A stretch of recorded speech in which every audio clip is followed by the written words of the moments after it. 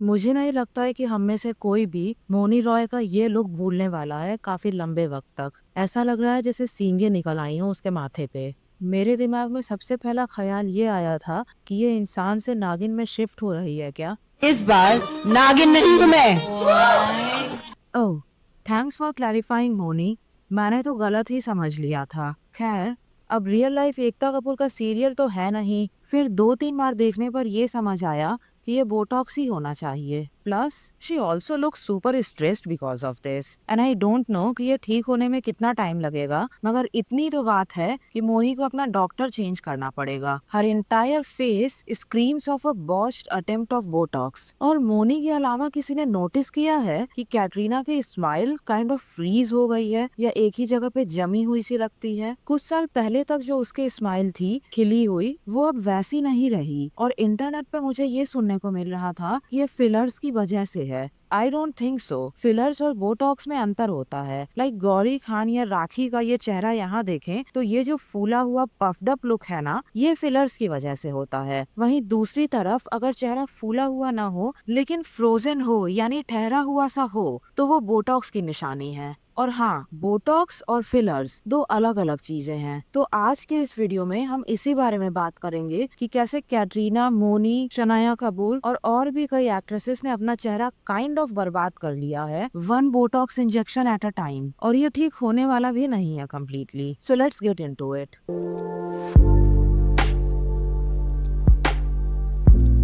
So you know something interesting, research करते वक्त मुझे ये पता चला पहली बार कि बोटॉक्स एक्चुअली में पाउडर फॉर्म में आता है, लिक्विड में नहीं। आज तक बोटॉक्स सर्च करने पर मैंने हमेशा सिर्फ इंजेक्शन देखी थी, तो मुझे ये लगता था कि बोटॉक्स लिक्विड फॉर्म में ही आता है, बट नो, वो पाउडर है। फिर उस पाउडर को सेलाइन, हाँ यही सेलाइन, इसके साथ मिक्स करके और फिर बॉडी में इंजेक्ट किया जाता है। बस जैसे आईवी ड्रिप के लिए सेलाइन की बड़ी बॉटल्स होती हैं, उसकी जगह बोटॉक्स के लिए डॉक्टर्स या एस्थेटिशियंस को सेलाइन की छोटी बॉटल्स मिलती हैं। और ये बॉटल्स बहुत छोटी सी होती हैं, लाइक 5 या 10 मिलीलीटर्स की। मगर केमिकल कॉम्पोजिशन दोनों का एक ही होता है। एग्जैक्टली सेम प्रोडक्ट है, बस अलग अलग साइजेस की बॉटल्स में आता है। और यही सेलाइन मेन रीजन है मोनी रॉय के इस लुक का, बोटॉक्स का पाउडर नहीं। Now allow me to explain. तो आपके चेहरे के स्किन के नीचे मसल्स कुछ ऐसी दिखती हैं, और अगर थोड़ा और डिटेल में देखें तो मसल्स का कनेक्शन नर्व्स के साथ होता है, और हमारा दिमाग नर्व्स के थ्रू हमारे मसल्स को मैसेज देता है कि उस मसल को मूव कैसे करना है। जैसे कि दिमाग का मसल को ये बताना कि किसी ऑब्जेक्ट को उठाना है, या फिर दिमाग का चेहरे की मसल्स को ये मैसेज देना कि चेहरे के एक्सप्रेशन चेंज करने हैं, जैसे खुशी में हंसना, स्ट्रेस में फ्राउन करना, एटसेट्रा। और पूरे लाइफ टाइम ऐसा करते रहने की वजह से उम्र बढ़ने के साथ साथ फ्राउन लाइंस या लाफ लाइंस बहुत प्रोमिनेंट हो जाती हैं और क्लियरली दिखने लगती हैं। तो सॉल्यूशन है कि फ्राउन करो ही ना इन द फर्स्ट प्लेस, क्योंकि अगर आप फ्राउन नहीं करोगे या हंसोगे ही नहीं तो फ्राउन लाइंस या लाफ लाइंस कभी आएंगी ही नहीं। लेकिन फिजिकली तो ऐसा पॉसिबल है ही नहीं कि जिंदगी भर इंसान हंसे ही नहीं सिर्फ चेहरे का लुक बनाए रखने के लिए। तो उसका दूसरा सॉल्यूशन है, आई मीन आर्टिफिशियल सॉल्यूशन है, बोटॉक्स। ये बोटॉक्स एक तरीके का पैरालिसिस क्रिएट करने वाला टॉक्सिन या केमिकल होता है, जो अगर लिमिटेड अमाउंट में मसल्स में इंजेक्ट किया जाए तो वो मसल्स पैरालाइज हो जाती हैं और कोई भी मूवमेंट नहीं करती हैं। प्लस नर्व्स के थ्रू दिमाग का कोई भी मैसेज रिसीव नहीं करती हैं। तो इंसान कितना भी स्ट्रेसफुल फील करता रहे, मसल्स फ्राउन के शेप में मूव करेंगी ही नहीं, कम्प्लीटली रिजिड या फ्रोजन रहेंगी एकदम रिलैक्स्ड स्टेट में। और जब आप लंबे वक्त तक फ्राउन नहीं करोगे तो फ्राउन लाइंस कभी आएंगी ही नहीं आपके चेहरे पे। और ये सिर्फ फ्राउन लाइंस के लिए ही नहीं, बल्कि लाफ लाइंस और आंखों के किनारे जो क्रोज फीट पड़ता है उसके लिए भी यूज किया जाता है। आई मीन ये खास प्लेसेस हैं बोटॉक्स यूज करने के लिए। इसके अलावा भी चेहरे पे अलग अलग जगहों पे और गले पे भी यूज किया जाता है बोटॉक्स। लेकिन बोटॉक्स जब आप इंजेक्ट करवाते हो ना, I mean Botox plus सेलाइन, Botox सेलाइन का मिक्सचर जब आप इंजेक्ट करवाते हो तो वो तुरंत एक्टिवेट नहीं होता है, उसे एक्टिवेट होने में थोड़ा वक्त लगता है। तो अगर आप किसी इम्पोर्टेंट दिन के जस्ट पहले बोटॉक्स करवाओगे तो उसका नतीजा कुछ ऐसा निकल सकता है। You want to try Botox or filler for the first time, you need to start at least 1 year before your big day. The reason I'm so passionate about this is because look what I did to my beautiful smile before my engagement party, okay? Here's a picture of what I looked like 3 months before my engagement, okay? Regular smile. Here's what I look like after I went to the premier injector in my town to get my masseters injected. Let me put them side by side, okay?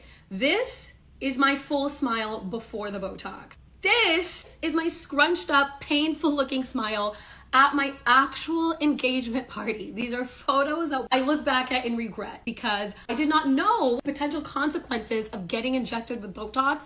Luckily, it wore off after a few months. Some people get stuck with messed up smiles for a year. और कैटरीना की ये जो frozen सी smile है ना, ये exactly इसी bride के जैसा ही केस है। जरूरत से ज्यादा बोटॉक्स का रिजल्ट है ये। पहले कैट की स्माइल ऐसी नहीं थी, इन सारी फोटोज में उसकी स्माइल खुली हुई सी थी, इजी गोइंग थी, मगर अब उसकी स्माइल टाइट और फ्रोजन लगती है। और यहाँ देखिए इस फोटो में वो हंस रही है और उसके आईब्रोज भी हल्के से स्क्रंच्ड हैं, मगर माथे पर एक भी शिकन या व्रिंकल नहीं है और ना ही चेहरे पे लाफ लाइंस है। एंड ऑल्दो कैट के इस हिस्से पे आई मीन चीक बोन्स पे फिलर्स भी हैं।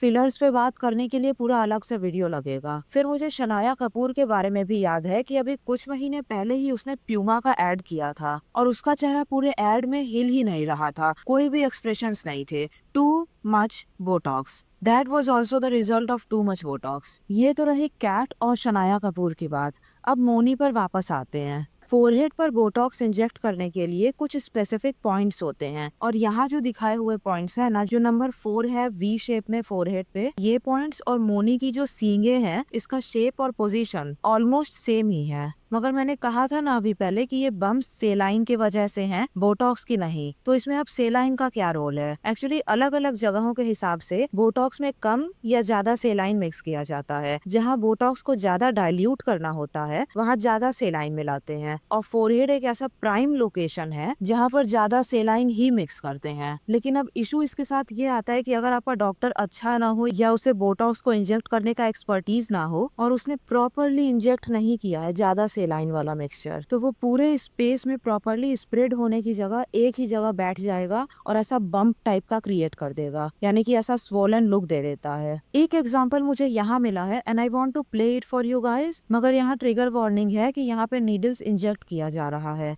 तो अगर आप अनकंफर्टेबल हो सकते हैं तो वीडियो 1 मिनट के लिए स्किप कर दीजिए। Okay.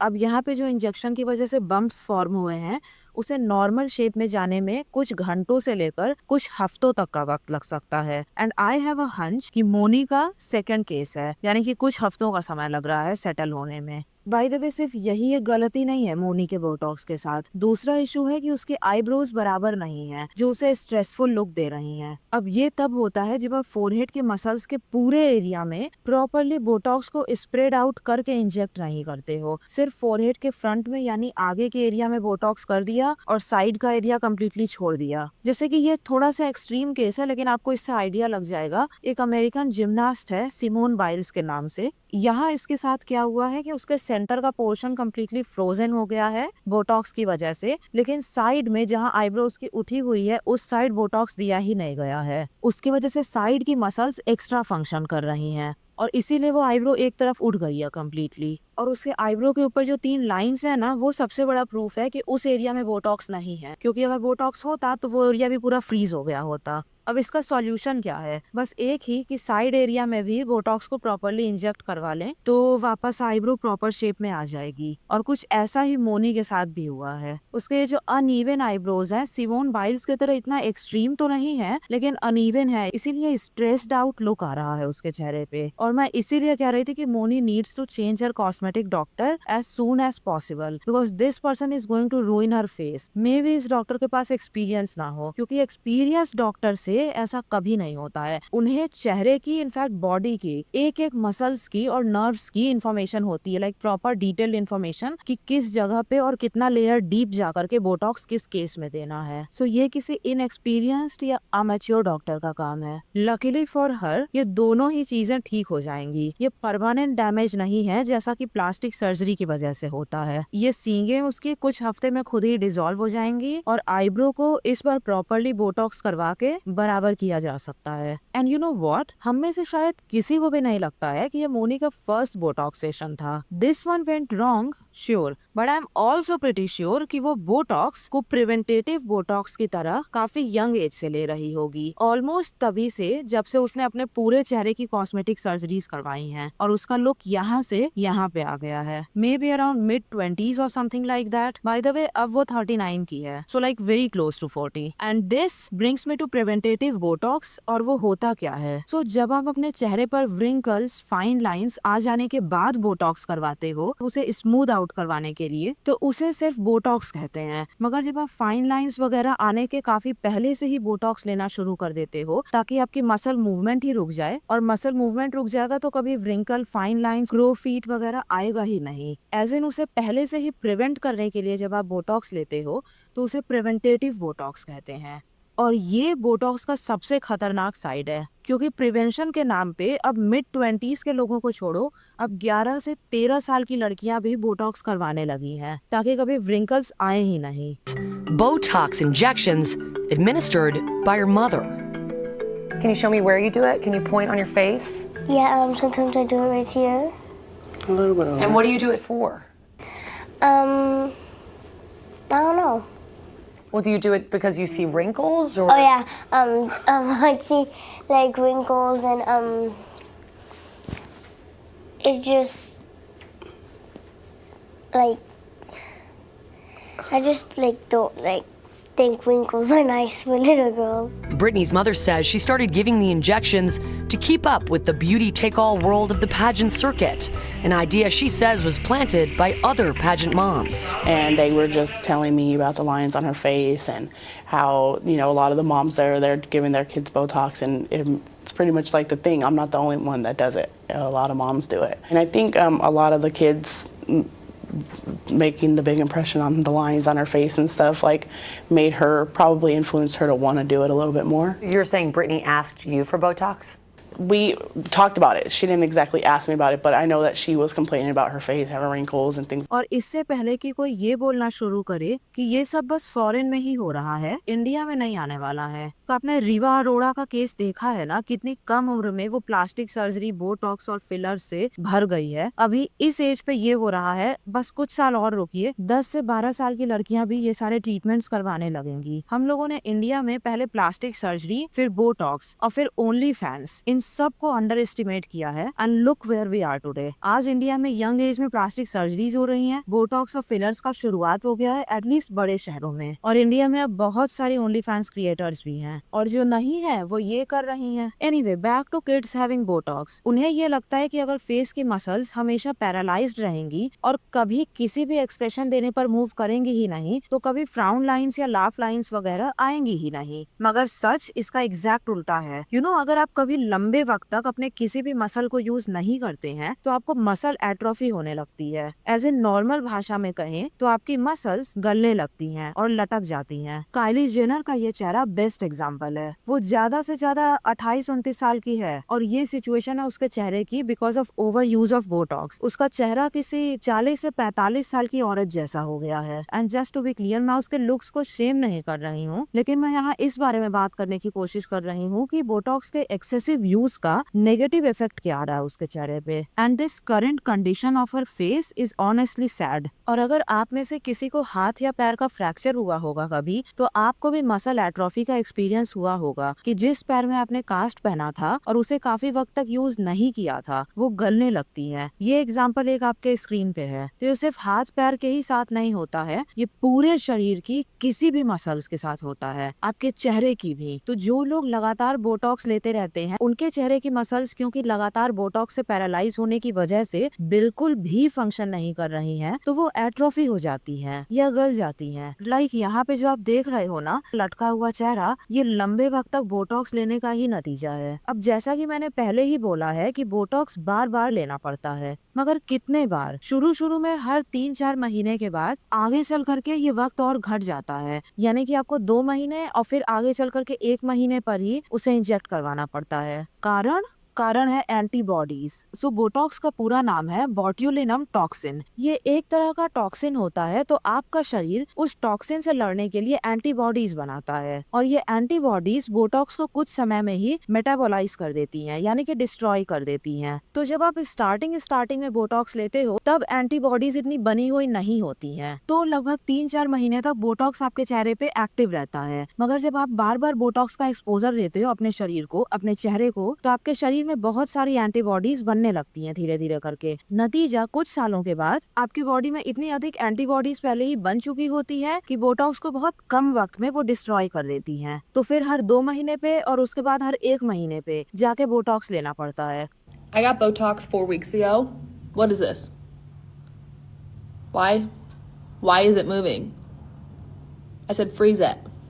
Why is it moving? It was frozen for maybe a week, but now it's like, what is this? No. What is happening? Why is this happening to me? And this is actually the worst situation ever, क्योंकि Botox को inject करने के लगभग 7 से 10 दिन बाद वो properly activate होता है, यानी कि चेहरे की मसल्स का मूवमेंट रोकता है। तो इंजेक्शन के 10 दिन बाद तो वो एक्टिवेट ही हुआ और फिर 30 दिन में एंटीबॉडीज उसे नष्ट कर दी। तो कितने दिन का इफेक्ट रहा ही? मुश्किल से 20 से 25 दिन का। एट दिस पॉइंट बोटॉक्स लगवाना ना पीरियड्स जैसा हो गया है, यानी कि मेंस्ट्रुअल साइकिल जैसा। हर महीने में एक बार आना है और पेनफुल होना है। That's what it seems like to me. But एक और बात है, जस्ट बिकॉज मैंने पीरियड्स का एग्जाम्पल दे दिया है, इसका ये मतलब नहीं है कि सिर्फ लड़कियां या औरतें ही लगवा रही हैं बोटॉक्स। आई मीन पहले बोटॉक्स की इंडस्ट्री ने फीमेल्स को ही टारगेट किया था, इसकी वजह से मैक्सिमम क्लाइंट्स बोटॉक्स की औरतें या लड़कियां ही हैं। मगर अब वो लोग आदमियों के भी इनसिक्योरिटीज पे प्ले कर रहे हैं और धीरे धीरे करके आदमियों में भी बोटॉक्स का यूज बढ़ रहा है। एग्जैक्टली वैसे ही जैसे फेयर एंड लवली पहले लड़कियों को ही टारगेट किया था, लेकिन अब फेयर एंड हैंडसम भी है, क्योंकि जब 2 जेंडर हैं जिनकी आप इनसिक्योरिटीज को एक्सप्लॉइट करके उससे पैसे कमा सकते हो, तो सिर्फ एक जेंडर को ही क्यों टारगेट करना? दोनों को करो और पैसे कमाओ। Hey, what's up, guys? I'm a 35-year-old gym owner, and today I'm taking you with me to my Botox Cosmetic consultation. The actual treatment only took 10 minutes, and honestly, just felt like a pinch. My specialist told me that I may begin seeing results as soon as 24 to 48 hours, with the full results in 30 days. These results, my specialist said, should last about 4 months. I only have to book 3 sessions a year, and here I am 30 days after. I love that I still look like myself with just fewer lines. Yeah, so Botox use आदमियों में भी बढ़ रहा है। I'm a nurse injector at ASA, and I'm here to discuss the top 5 do's and don'ts after getting Botox. Number 1, no strenuous exercise for 24 hours. Number 2, no laying down for 4 hours after your treatment. यहाँ पे इन्होंने बड़े casually बोल दिया है कि Botox के बाद ये नहीं करना है। कारण क्या है कुछ नहीं करने का? वो भाड़ में जाए। So let me take it out of the bhaad and tell you something about it. यहाँ जो इन्होंने कहा है ना कि बोटॉक्स के बाद वर्कआउट या एक्सरसाइज नहीं करना है, वो इसलिए क्योंकि बोटॉक्स एक जगह से दूसरी जगह शिफ्ट हो जाता है एक्सरसाइज करने पे, और किसी और ही जगह को पैरालाइज कर देगा जहाँ पे आपको मसल पैरालिसिस नहीं चाहिए था। और एक्सरसाइज से ये मतलब नहीं है कि प्रॉपर जिम में जाकर के वर्कआउट करना, नहीं। एक्सरसाइज से ये भी मतलब है कि आप बस पकड़ने के लिए थोड़ा सा दौड़ भी नहीं सकते हो, फाइल लेके ऑफिस में स्पीड से चल भी नहीं सकते हो कि एक फ्लोर से दूसरे फ्लोर तक ले जाएं या कुछ ऐसा ही। आप आटा नहीं गूंथ सकते हो, डस्टिंग भी नहीं कर सकते हो, इनफैक्ट बच्चे का डायपर चेंज करने के लिए आप झुक भी नहीं सकते हो, वरना बोटॉक्स कहीं और ही शिफ्ट हो जाएगा। सो आपको बोटॉक्स का इंजेक्शन लेने के बाद लगभग 24 से 48 घंटे तक एकदम रोबोट की तरह रखना पड़ता है अपने आप को। और इतने सारे प्रिकॉशंस एक ऐसे प्रोसीजर के लिए करने पड़ते हैं जो आपको हर 2 महीने पे या 3 महीने पे रिपीट करना होता है, और वर्स्ट केस सिनेरियो पे हर 1 महीने पे। ये तो प्लास्टिक सर्जरी के जैसा भी नहीं है कि बस एक बार करवा लिया और काम खत्म। और अभी इसका नुकसान इतना पता नहीं चल रहा है ज्यादा, क्योंकि ये काइंड ऑफ नया ट्रीटमेंट है मार्केट में। मगर आज से 20 साल के बाद हमें और भी बड़ी हॉरर स्टोरीज सुनने को मिलने वाली है। अभी तक जो मोनी रॉय या सिमोन बाइल्स का केस है वो तो बहुत छोटा ही सिचुएशन है। नो वेट, आई थिंक बड़े केसेस ऑलरेडी मिलने लगे हैं। Give me a second. I've always gotten really blotchy around these areas whenever I do any type of cardio. That's from my Botox. I called for help twice, and not a fuck you. I got Botox done on my face about 2 weeks ago. Not the first time I've done Botox, but this time around I got a side effect called ptosis. You can see it if you look at my eye. This is what happens when your Botox and your masseters goes wrong. So did y'all know that you can get ptosis, which is eyelid drooping, from Botox, even if it's done by a neurologist? I didn't, but now I sure do. That made you look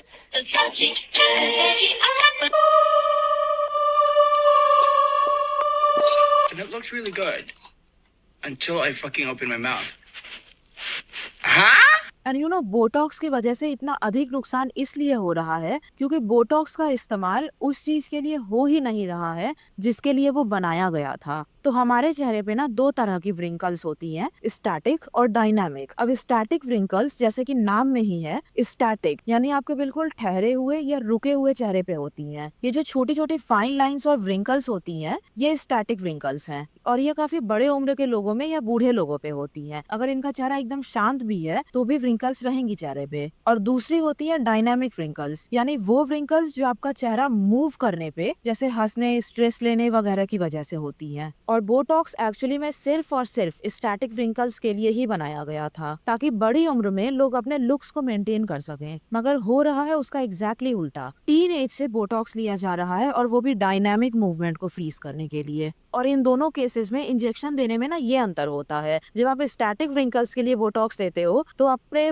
एकदम skin के पास Botox inject करवाते हो, उसे muscles में बहुत deep जाकर के inject नहीं करते हो, उसकी वजह से आपकी मसल्स पैरालाइज नहीं होती हैं। और डायनामिक व्रिंकल को रोकने के लिए जब आप बोटॉक्स लेते हो तो मसल्स के बहुत डीप जाकर के इंजेक्ट किया जाता है बोटॉक्स, उसकी वजह से मसल्स कंप्लीटली फ्रीज हो जाती हैं। वो सिर्फ ऊपरी सतही लेवल पे बोटॉक्स नहीं है, मसल के इतने डीप लेयर पे जाकर के बोटॉक्स लेने की वजह से बोटॉक्स का यूज इस केस में डेंजरस हो जाता है। And as I said before, botox के इतने एक्सेसिव यूज का असर अभी और सामने आएगा, just give it a bit of time. तो कम उम्र से ही लोग ये जो प्रिवेंटेटिव बोटॉक्स ले रहे हैं ना व्रिंकल्स रोकने के लिए, वो उनकी मदद नहीं कर रहा है, इनफैक्ट वो बस नुकसान कर रहा है। Preventative Botox is actually permanently destructive Botox, मगर प्लास्टिक सर्जन्स और एस्थेटिशियंस ये आपको कभी नहीं बताएंगे क्योंकि सच बोलने से कमाई कम होती है। तो मुझे लगा कि at least I should make a video on it because you know कहने को हम सभी बोल देते हैं कि बोटॉक्स खराब है, फिलर्स खराब है, एक्सेट्रा एक्सेट्रा, पर जब इंसान को इनसिक्योरिटी फील होने लगती है ना अपना लुक्स को लेकर के और साथ में पैसा होता है कि ब्यूटी ट्रीटमेंट करवा सके, तो वो इंसान जाएगा ही वो ट्रीटमेंट करवाने के लिए, वो भी बिना प्रॉपर रिसर्च किए, सिर्फ और सिर्फ अपने इनसिक्योरिटी की वजह से। लेकिन अगर पहले से ही पता हो कि इन सब ट्रीटमेंट्स का नुकसान क्या है, यानी स्ट्रॉन्ग पैरालिसिस वगैरह हो सकता है, तो मे बी होपफुली कोई एक बार रुक करके सोचेगा ऐसा प्रोसीजर करवाने से पहले। And that's why I made this video about Botox, covering every little detail that I remember. And that's all for today's video. If you want to watch similar videos, then subscribe. And until my next video, bye bye. Miss, you forgot something. Thank you.